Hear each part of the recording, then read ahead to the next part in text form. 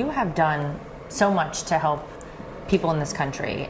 In North Carolina, after the hurricanes, you actually sent your Starlink satellites to help save people there. You had to rescue 2 astronauts when NASA and Boeing both failed. Now you're here in Washington, D.C., working alongside President Trump to try and essentially save our country. Has anyone said thank you to you for doing this? Yes, some people have said thank you.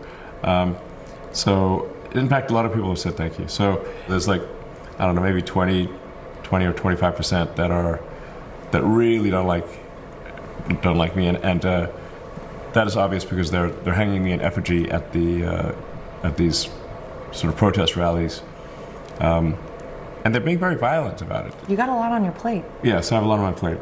It's really, it's crazy.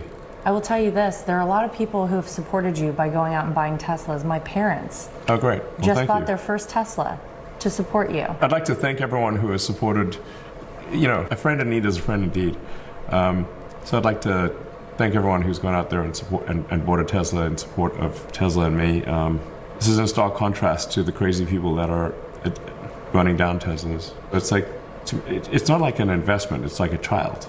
The company to me is like it's not just a bunch of money. It's a company that I've grown and nurtured for over 20 years. What do you think, and what are you going to focus on in the coming years that you think could really revolutionize humanity? Tesla in a few months will release unsupervised full self-driving. So the cars that people are driving right now, the cars that you can buy from the factory, will be driving around by themselves with no people in them. Wow. We call unsupervised full self-driving. So there's literally no one in the car on public roads. We'll start that in Austin in a few months, in June, and then we'll rapidly expand that to the rest of the country. In fact, anyone who has Tesla now, if they try self-driving, it should work very well. It should be rare that you need any intervention. In fact, in the future, I think it'll be unusual to see a manually driven car. Wow. It'll be like seeing a horse. Interesting. Yeah. So in the future, it will be strange to see someone actually driving themselves in a car. Yes. And what about medically? Tesla's also creating a humanoid robot, Optimus, which I think everyone is going to want. Because it'll be like, who wouldn't want their own personal R2-D2 C-3PO robot buddy? That will help you do anything you want to do. I think that's going to be a massive product.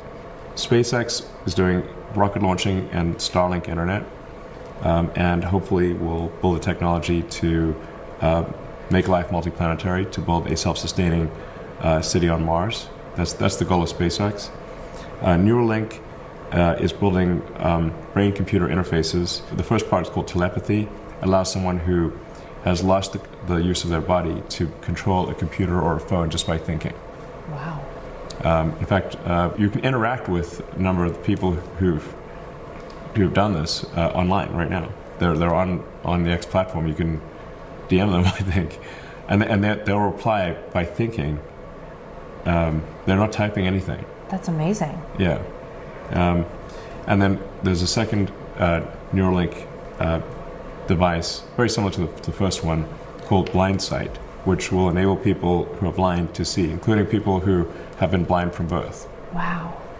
It'll interface directly with the visual cortex in the brain. And hopefully we'll be able to do the first Blind Sight implant in a human later this year.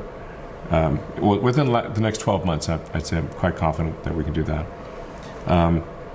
And then I also think it's quite likely, if not close to certain, that we'll be able to enable somebody who's has a severed spinal column to walk again by taking the signals from the brain, bridging them over the severed connection in the spine, and re-energizing the nerves past the point that's broken. Like, you can just think of it like some wires got broken, and if you can bridge the signals, your body will work again.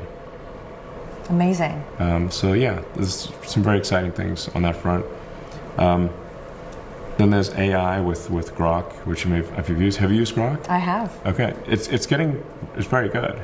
Yeah, it's very cool. It's really fun. You can ask for complex analysis of things, and it's gonna get the answer right almost always. Mm-hmm. You know, speaking of AI, it's very important that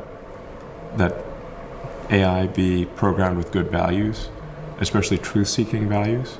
This is, I think, essential for AI safety. Like, the most important thing we do for AI safety is to have a maximally truth-seeking AI. I can't emphasize this enough. Remember these words. We must have a maximally truth-seeking AI. And if we don't, it'll be very dangerous. Final question. What do you want your legacy to be one day when you're long gone? That I was useful in the furtherance of civilization. That I helped move civilization forward.